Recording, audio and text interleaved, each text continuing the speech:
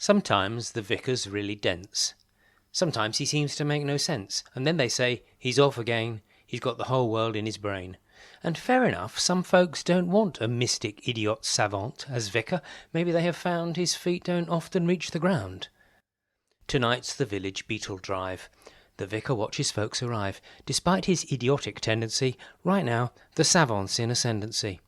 The cat slides in, murmurs, "Good day," and scans the room for likely prey. Her gaze alights and rests a while upon the rat. The faintest smile touches her face. This merest flicker goes not unnoticed by the vicar. I'll formally first introduce the lady, Katerina Fluss. Some call her Floozy. Most say Cat. It's more polite to call her that. But look out when she's dressed to kill. The feather boa, 3-inch heels, the make-up put on with a trowel, then Cat's a cougar on the prowl. The cat was curiously vivacious and inexplicably curvaceous.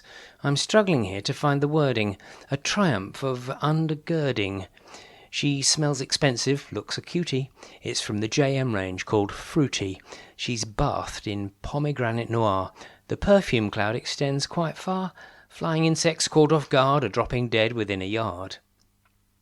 But next in line is Roland Atty.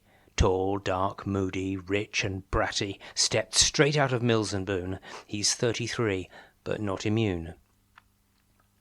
The vicar knows the cat's advances, flattery and flirty glances, propositions in his ears, though she can give him 20 years, will be just too much for the rat, and vicar isn't having that.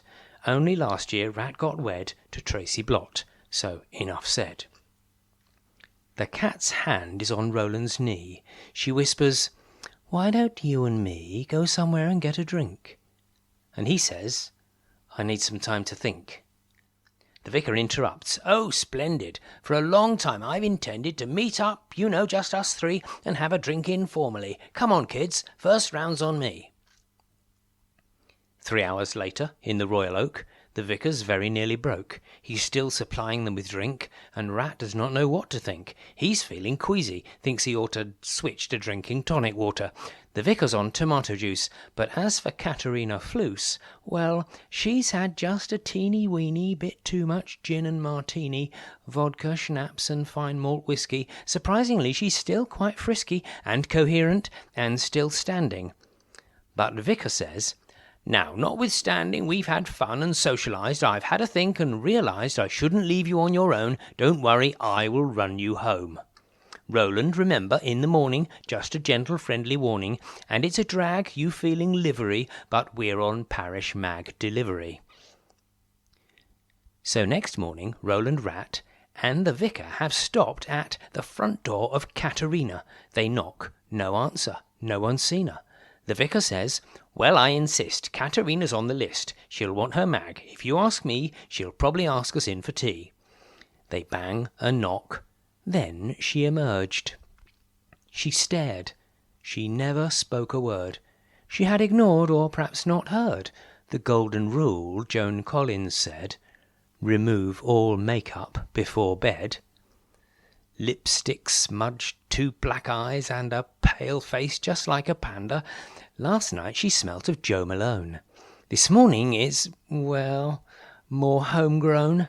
Inescapable in pungence, alcohol-y sweat and onions, textbook case of morning mouth, and all things curvy moving south now the scaffolding's removed, and the hairstyle's not improved.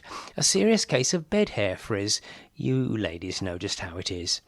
She reaches out and takes the mag, then lights a fag and has a drag. She croaks, "I really needed that."